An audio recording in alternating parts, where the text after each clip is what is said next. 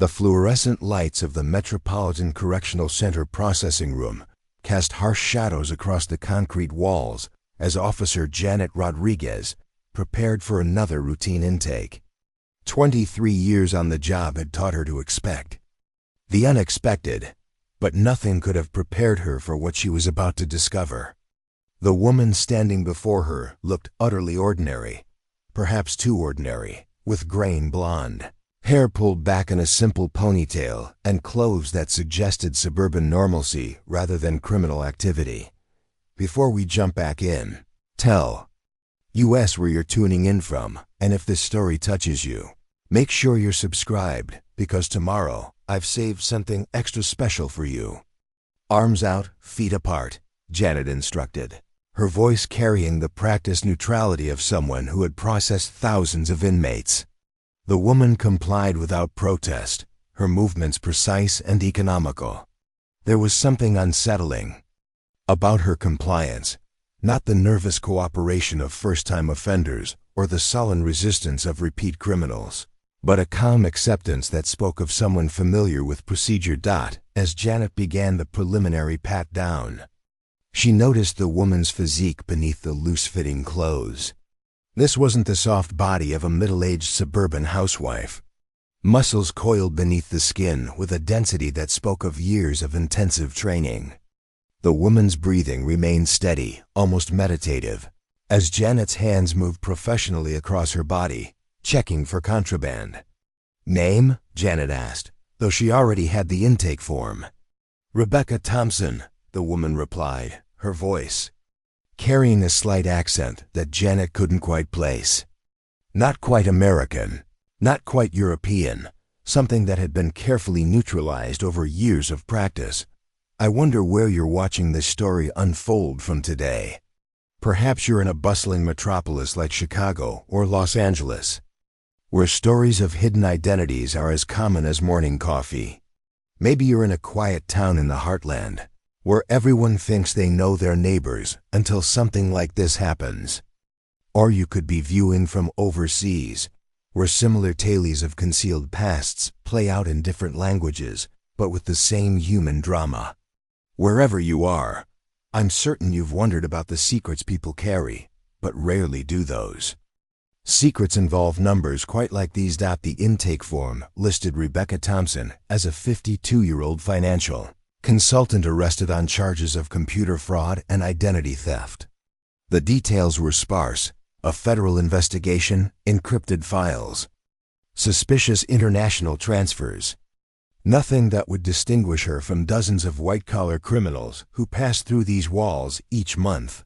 But something nagged at Janet as she continued the search. It was the way Rebecca held herself, the micro-adjustments of her stance. That suggested someone always aware of exits and angles of attack. "Any medical conditions we should know about?" Janet asked, following protocol. "Old injuries," Rebecca said simply. "Nothing requiring current treatment," Janet nodded, making a note. In the strip search room, Officer Patricia Chun joined them. Protocol required 2 officers present for opposite gender searches. Patricia was newer to the job, only 3 years in, but she had good instincts. She too seemed to sense something different about this prisoner. "Please remove your clothing and place it in the bin," Janet instructed, pointing to the gray plastic container. "You'll receive it back when you're processed out." Rebecca began undressing with the same methodical precision she'd shown throughout the intake. As she removed her blouse, both officers noticed the scars. Not the haphazard marks of abuse or self-harm, but precise lines that spoke of surgical interventions, old wounds that had healed cleanly. A puckered mark on her left shoulder looked suspiciously like an exit wound. Another on her ribs suggested a blade that had found its mark. Before we jump back in, tell us where you're tuning in from. And if this story touches you, make sure you're subscribed, because tomorrow I've saved something extra special for you. Patricia shot Janet a questioning look, but the senior officer kept her expression neutral. They'd seen scarred inmates before, victims of violence, survivors of accidents, people whose bodies told stories of hard lives. But these scars were different. They formed a map of survival against calculated violence. As Rebecca turned to place her clothes in the bin, removing the last of her undergarments, the overhead lights illuminated her back. Both officers froze. There, spanning the length of her spine in stark black ink, was a tattoo unlike anything they'd seen in decades of processing inmates. The design was minimalist, almost military in its precision. A simple numerical counter, like an old digital display reading kill count. 847 inches with hash marks below, organizing the number into groups. The room fell silent except for the buzz of fluorescent lights. Patricia's intake of breath was audible. Janet's hand instinctively moved toward her radio, though she wasn't sure who she would call or what she would say. The woman before them stood perfectly still, aware of their discovery, but showing no emotion. Patricia began, then stopped, unsure how to continue. Unusual, Rebecca finished for her, her tone conversational. Yes, I suppose it is. Janet found her voice first, professionalism overriding shock. Turn around, please. Face the wall. Rebecca complied, and now they could see the full extent of the tattoo. It wasn't crude or gang-related.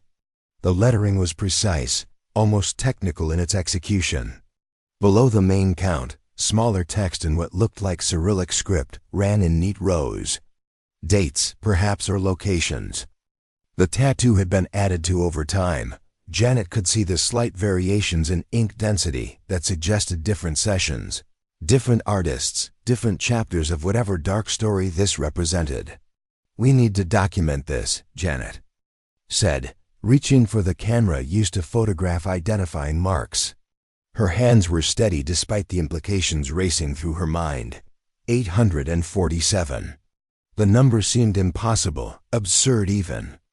Gang members might boast of inflated kill counts, but they did it with skulls and teardrops, not clinical precision. This looked more like an accountant's ledger than a criminal's boast.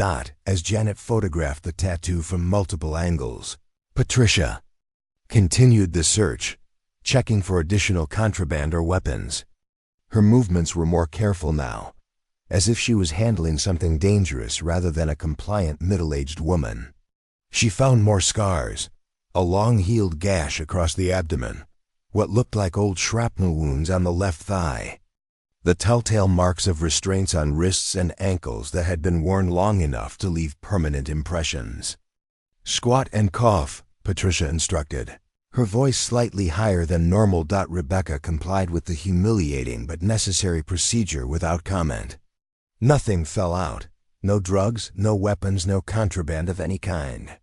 Just a woman with an impossible number etched into her skin and a body that had clearly seen more violence than most soldiers. Janet finished photographing and set the camera aside. You can get dressed now, she said, handing Rebecca the orange jumpsuit that would be her uniform for however long she remained in custody. Size medium?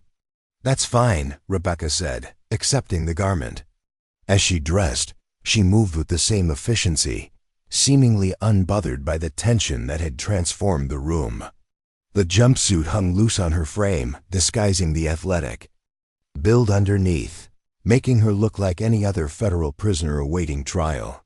Protocol demanded that unusual tattoos be reported, especially one suggesting gang affiliation or violence. But Janet hesitated. This didn't fit any pattern she knew. Prison tattoos had their own language, teardrops for kills, spider webs for time served, various symbols for different gangs and affiliations. This was something else entirely. Looked almost ... official. We need to report this to the shift supervisor, Patricia whispered once Rebecca was dressed and seated on the bench, waiting for the next phase of processing. Janet nodded slowly. Get Martinez. Tell him to come personally. Don't put it over the radio. As Patricia left, Janet remained with Rebecca, maintaining the required supervision. The woman sat perfectly still, hands folded in her lap, looking at nothing in particular. Her breathing remained steady, almost meditative. Janet had seen hundreds of reactions to incarceration: anger, fear, defiance, despair. This wasn't any of those. This was patience, the kind that came from someone who had waited in far worse places than a federal holding facility. "That tattoo," Janet began, not sure why she was speaking but unable to help herself. "Is it real?" Rebecca turned her pale blue eyes to the officer. Up close, Janet could see they were flecked with gray like winter ice. "Everything on my body is real, Officer Rodriguez. The scars, the marks, the numbers. All of it happened." 847, Janet said, the number feeling strange on her tongue. 847 confirmed, Rebecca corrected gently. "There's a difference." The door opened before Janet could respond. Shift Supervisor Carlos Martinez entered, followed by Patricia and 2 additional officers. Martinez was a 30-year veteran who'd worked federal, state, and military corrections. Janet had seen him handle riots, attempted escapes, and every form of prison violence imaginable. She'd never seen him pale at the sight of a photograph. Patricia had shown him the images on the digital camera's screen. Now Martinez looked from the camera to Rebecca, his expression carefully controlled, but his eyes betraying recognition of something the others had missed. "Officers Rodriguez and Chun, step outside please," Martinez said quietly. "I need to make some calls." "Sir, protocol requires," Janet began. "I'll handle the supervision personally," Martinez cut her off. "This is above your pay grade now, way above." Janet and Patricia exchanged glances but complied, leaving Martinez alone with Rebecca. As the door closed behind them, they could hear Martinez speaking in low, urgent tones into his radio, using codes neither of them recognized. In the hallway, other officers were beginning to gather, drawn by the unusual activity. Word traveled fast in corrections, and the arrival of multiple supervisors for a routine intake was anything but normal. "What do you think it means?" Patricia asked quietly. "That number?" Janet shook her head. "I don't know." But Martinez recognized something. "Did you see his face?"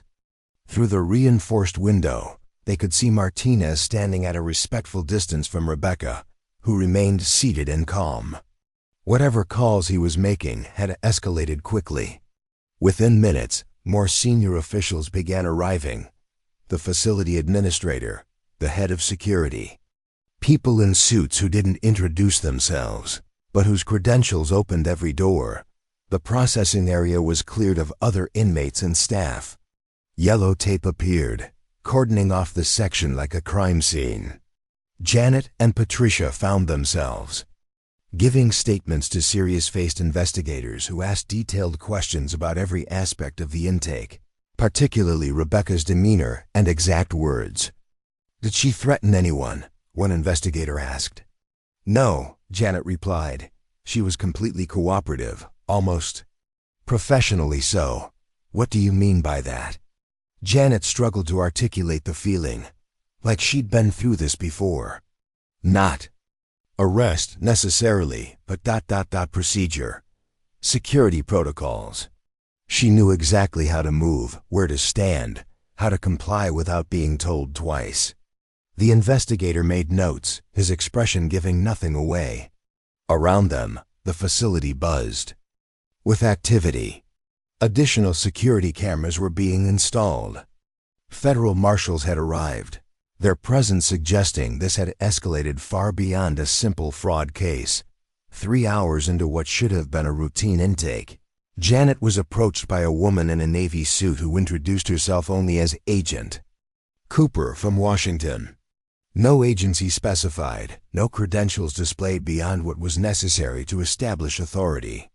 "Officer Rodriguez," Agent Cooper said, her voice carrying the kind of quiet authority that came from actual power, rather than posturing. "I need you to think very carefully.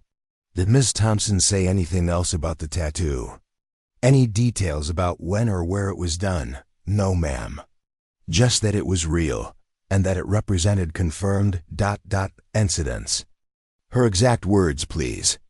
Janet repeated the brief exchange as accurately as she could remember. Agent Cooper listened intently, occasionally asking for clarification on tone or body language. It was like being debriefed after a military operation, rather than discussing a prisoner intake. "One more thing," Agent Cooper said. "The scars you observed. Can you describe their pattern? Were they consistent with any particular type of weapon or conflict?" Janet closed her eyes, trying to recall. The details. The shoulder wound looked like a through-and-through gunshot, small caliber. The abdominal scar was too clean for a traumatic injury, more like a surgical incision that didn't heal properly. The marks on her thigh. She paused, professional. Detachment warring with human curiosity. They looked like shrapnel patterns, like someone who'd been too close to an explosion. Agent Cooper nodded. "Thank you, Officer Rodriguez. We'll need a full written statement, but that's very helpful. One last question. Did she seem dangerous to you?" It was a simple question that demanded a complex answer. Janet thought about Rebecca's calm demeanor, her precise movements, the way she'd held herself with coiled readiness despite complete compliance. "Not actively dangerous," Janet said finally. "But capable?" "Yes, very capable." As Agent Cooper walked away, Janet caught a glimpse through the processing room window. Rebecca was now surrounded by a full tactical team, though she remained seated and calm. They weren't treating her like a white-collar criminal anymore. They were treating her like what the tattoo suggested, someone who had been in the business of death on a scale that beggared imagination. The fraud charges, Janet realized, were probably just the tip of an iceberg that extended deep into waters she couldn't begin to fathom. Whatever Rebecca Thompson had been before her arrest, it wasn't a financial consultant. The question that haunted Janet as her shift ended and she was quietly told to take the next few days off was simple. How did someone with a kill count of 847 end up in a federal detention center on fraud charges? As she gathered her belongings from her locker, Janet overheard fragments of conversation from the federal agents who had taken over the facility's conference room. Words like black site, rendition, and congressional oversight drifted through the door. Someone mentioned the Pentagon. Another voice, sharp with urgency, spoke about immediate extraction and diplomatic implications. Janet had been in corrections long enough to know when to stop asking questions. But as she walked to her car in the visitors' parking lot, now crowded with unmarked federal vehicles, she couldn't shake the image of that tattoo. 847. It was a number that would haunt her dreams, each digit representing a life ended by the calm, cooperative woman who had stood naked under the harsh fluorescent lights, bearing her history on her skin like a ledger of death. The Metropolitan Correctional Center had housed murderers before. It had held terrorists, cartel leaders, and men who ordered deaths from prison cells. But it had never held someone quite like Rebecca Thompson, if that was even her real name. As Janet drove home through the darkening streets of the city, she wondered how many of those 847 had deserved their fate, how many had been innocent, and whether the distinction even mattered to someone who kept such precise count. Behind her, the facility blazed with unnatural activity for the late hour. Whatever had been set in motion by the discovery of that tattoo was just beginning. Rebecca Thompson, the woman with death etched into her spine, had become the center of something that would ripple far beyond the concrete walls of a federal detention center. The only question was whether those ripples would reveal truth or bury it deeper. The story of the woman with 847 kills was just beginning, and Janet Rodriguez had been an unwitting witness to its first chapter. As she pulled into her driveway, she made a decision. Tomorrow she would do exactly as instructed, file her report, take her administrative leave, and speak to no one about what she had seen. But tonight, she would remember every detail, every scar, every digit of that impossible number. Because someday, she suspected, Someone would need to know the truth about the woman who wore her kill count like a badge of honor or a burden of shame.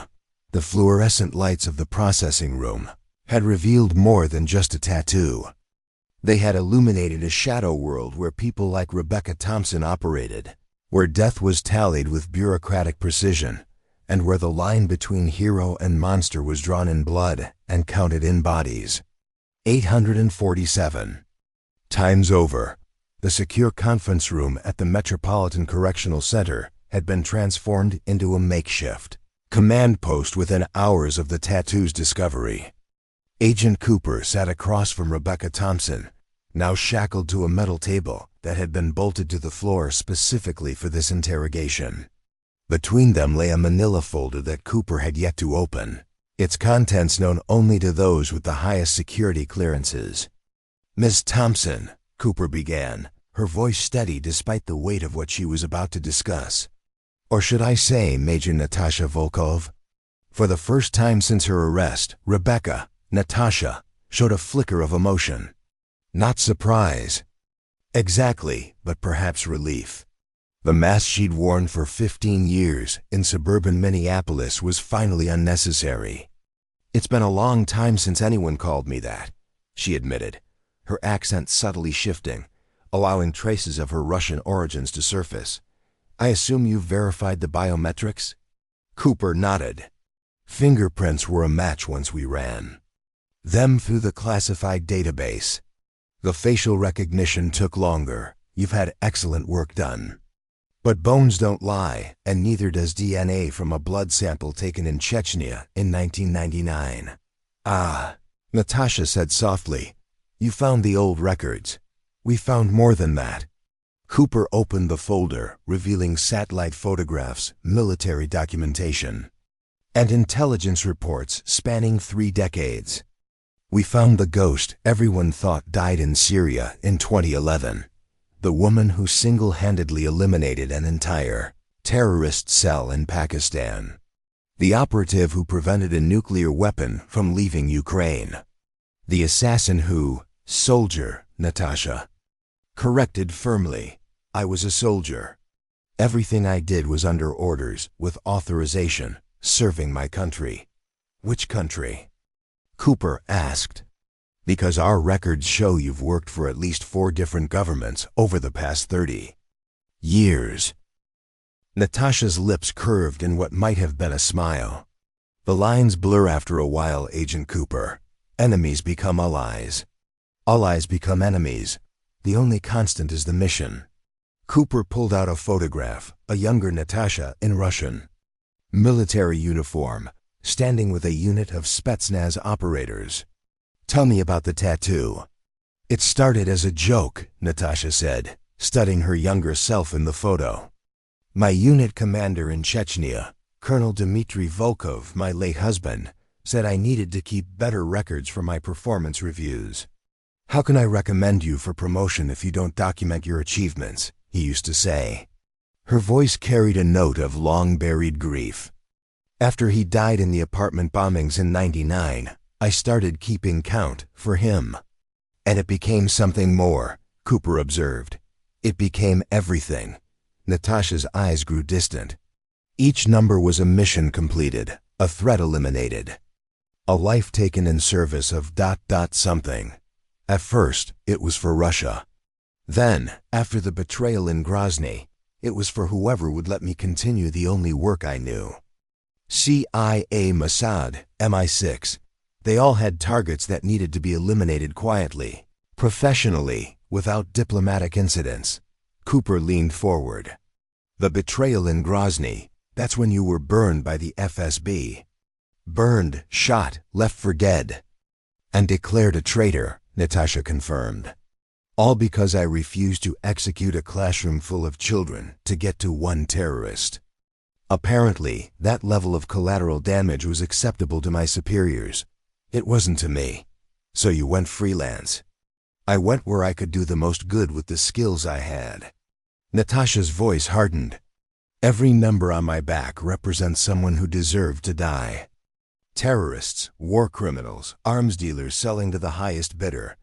I never took a contract on an innocent. Never. Cooper pulled out another document, a psychiatric evaluation from 2003, stamped with CIA letterhead. Our psychologist who worked with you during the Tehran operation described you as pathologically precise in your record keeping. Why the exact count? Because every life matters, Natasha said simply. Even the lives of monsters. Someone should remember them, acknowledge that they existed before they were removed from the world. The number honors my husband's memory and acknowledges the weight of what I've done. 847 souls on my conscience. 847 times I played God. And number 847? Cooper asked. That was 5 years ago in Prague, wasn't it? Dmitry Kozlov, the human trafficker. Natasha nodded. Children, Agent Cooper. He specialized in children. When I found his operation... She paused, her jaw tightening. That was my last job. I put 12 rounds in him, one for each child we found in his warehouse. Then I walked away from the life.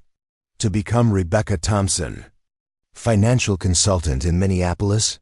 To try to be human again, Natasha corrected. To see if someone who had lived in the shadows for so long could exist in the light. I had money saved, documents that would pass any check, and a desperate need to discover if there was anything left of the woman I might have been if Dmitry had lived, if Russia hadn't betrayed me, if I hadn't become a weapon pointed at the world's monsters. Cooper studied the woman across from her. Despite the shackles and orange jumpsuit, Natasha Volkov carried herself with the dignity of someone who had faced death too many times to fear incarceration. The fraud charges, they're not real, are they? Oh, they're real enough, Natasha admitted with a slight shrug. Creating identity substantial enough to live as a normal citizen required certain financial creativity. I may have been overzealous in establishing Rebecca Thompson's credentials, but I paid my taxes, Agent Cooper. Every year, on time, in full. I even declared the overseas accounts, though I may have been creative about their origins. You could have stayed hidden forever with your skills. Why the sloppy financial work? For the first time, Natasha actually smiled, a genuine expression that transformed her face. Because I wanted to be caught. Oh, not immediately.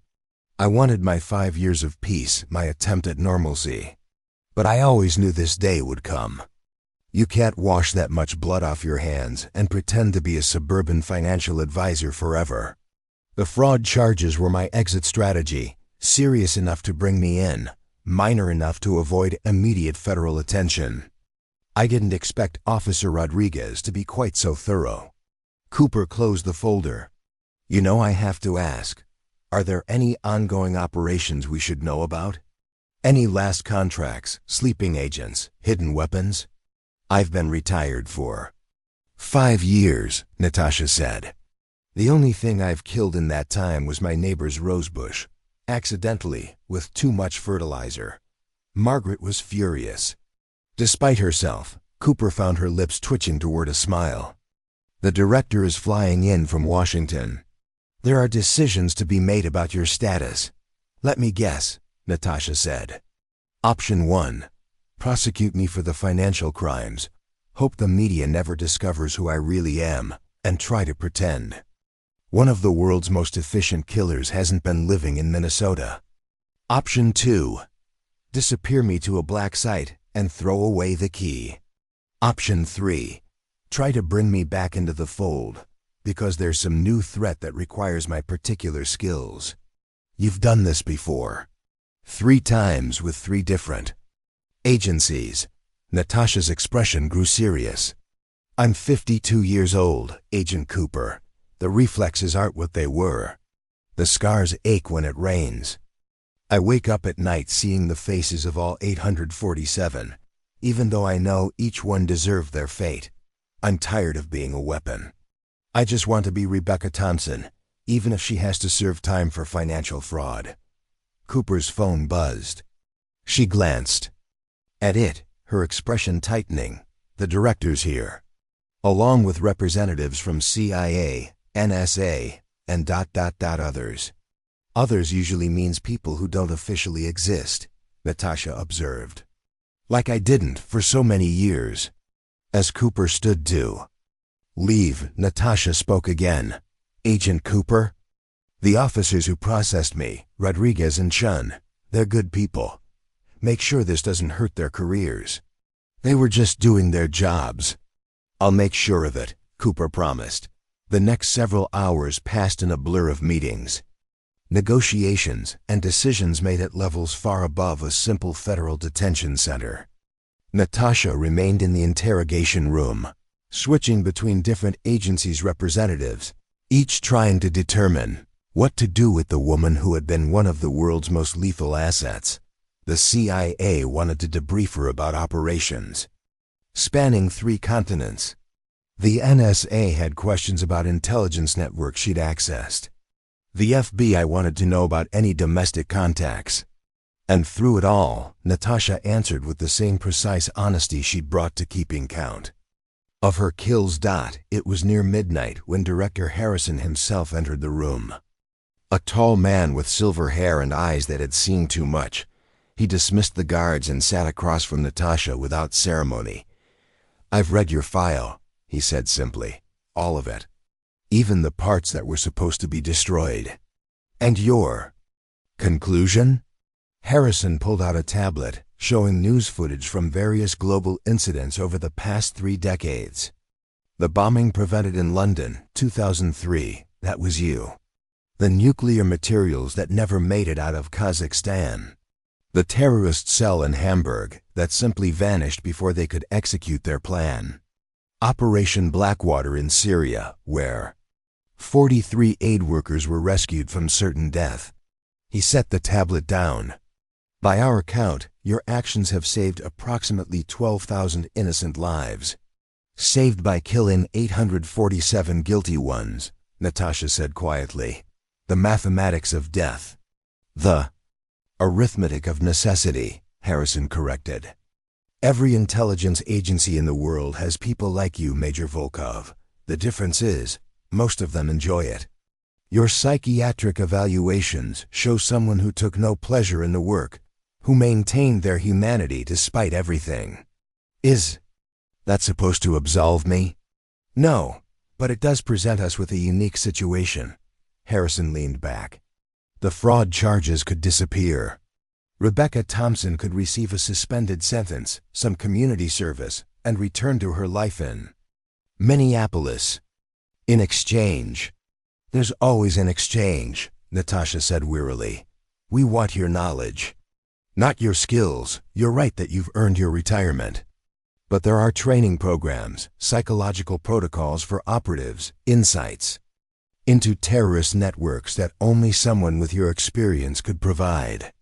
Consultant work, strictly advisory, completely voluntary." Natasha was quiet for a long moment. "And if I refuse?" "Then we proceed with the fraud prosecution.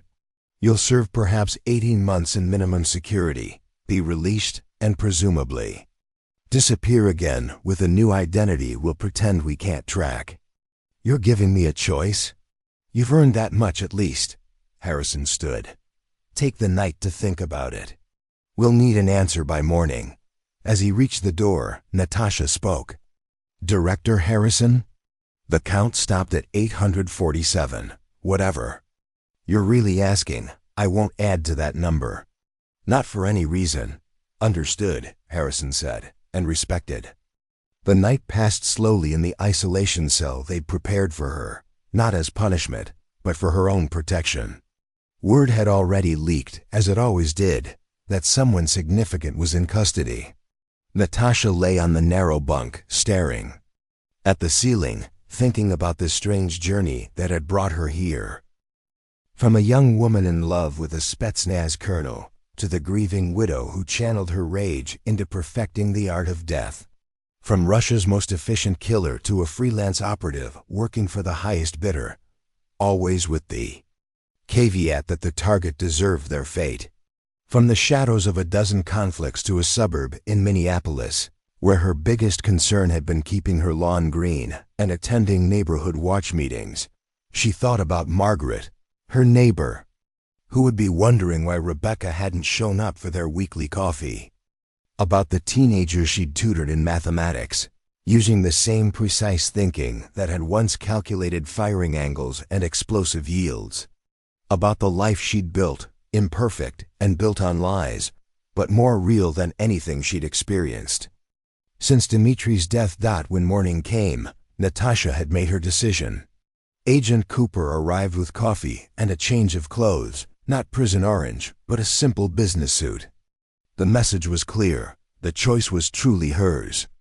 "I'll consult," Natasha said without preamble, "but on my terms. I work from Minneapolis, not Washington. I maintain my Rebecca Thompson identity, and I want full immunity for any past operations conducted under official sanction." "Agreed," Cooper said, producing a document that suggested these terms had been anticipated. "There's one more thing. Officer Rodriguez is outside. She wanted to speak with you before you leave." Janet Rodriguez entered hesitantly, clearly unsure of the protocol for addressing someone who had transformed from prisoner to asset overnight. Natasha stood, extending her hand. "Officer Rodriguez," she said warmly, "I wanted to apologize for the disruption to your shift." Janet shook the offered hand, noting the firm grip. "I've been in corrections for over 2 decades. I've never seen anything like your situation. And you handled it perfectly," Natasha assured her. "Professional, thorough, respectful. You treated me as a human being, not a curiosity or a threat. That's rarer than you might think. Can I ask?" Janet hesitated. "Is it real? The number?" "Every digit," Natasha confirmed. "But that's not who I am anymore. Now I'm just Rebecca Thompson, financial consultant with a complicated past and a debt to pay to society, just not in the way anyone expected." As Natasha prepared to leave through the front door as a free woman with a new purpose, she turned back to Cooper. "The tattoo," she said. "I'd like to have it removed, all of it. The count is complete. It's time to stop carrying the debt on my back." "We can arrange that," Cooper said. "The agency has excellent plastic surgeons." "No," Natasha said firmly. "I'll use a regular clinic in Minneapolis. Let Rebecca Thompson erase Major Volkov's legacy one laser treatment at a time. It seems appropriate." 6 months later, Officer Janet Rodriguez received an invitation to a coffee shop in downtown Minneapolis. The woman waiting for her looked familiar but different. The same gray-blonde hair, now styled softly. The same alert blue eyes, now warmed with something approaching peace. The rigid posture had relaxed into something more natural. "Rebecca," Janet said, taking the offered seat. "You look ... Wow. I feel well," Rebecca replied. "The treatments are almost finished. A few more sessions and the last of the numbers will be gone. My back will be blank for the first time in 20 years. And the consulting?" Rebecca smiled. 3 days a month, I video conference with Quantico, teaching threat assessment and operative psychology. The rest of the time, I'm just a financial advisor in Minneapolis. A boring, ordinary life." "Somehow I doubt your life could ever be ordinary," Janet observed. "Perhaps not. But it's mine now, built on truth rather than necessity." Rebecca paused. "I wanted to thank you, Janet, for treating me with dignity that day. For seeing a person, not just a number." They talked for an hour about Janet's family, Rebecca's garden, the normalcy both women craved after careers spent dealing with humanity's darker elements. As they parted, Janet asked one final question. "Do you regret it? The life you lived before?" Rebecca considered carefully. "I regret that such a life was necessary. I regret that the world requires people like I was. But the 847 themselves? No. Each one was a rabid dog that needed to be put down before they could hurt innocents. I carry their weight, but not guilt. The guilt would be in having the skills to stop them and choosing not to act." Walking back to her car, Janet reflected on the strange turns life could take. Somewhere in Minneapolis, a woman who had killed more people than most soldiers would ever see was teaching piano to middle schoolers and helping retirees manage their portfolios. The woman with death tattooed on her spine had chosen life, ordinary, beautiful life, and was protecting it in a different way now by teaching others how to recognize and stop the monsters before the count had to climb any higher. The story of the 847 would never make the news. It would remain buried in classified files, known only to a few who understood that sometimes the world's safety depended on people willing to do terrible things for necessary reasons. But the story of Rebecca Thompson, the financial advisor with the scarred body and the peaceful smile, that story was just beginning. And somewhere in a suburb of Minneapolis, in a modest house with an immaculate garden, the ghosts of 847 finally found their rest in the peace their killer had made for herself. The count was finished. The war was over. The soldier had finally come home. Up next, you've got two more standout stories right on your screen. If this one hit the mark, you won't want to pass these up. Just click and check them out. And don't forget to like, subscribe, and turn on the notification bell so you don't miss any upload from us.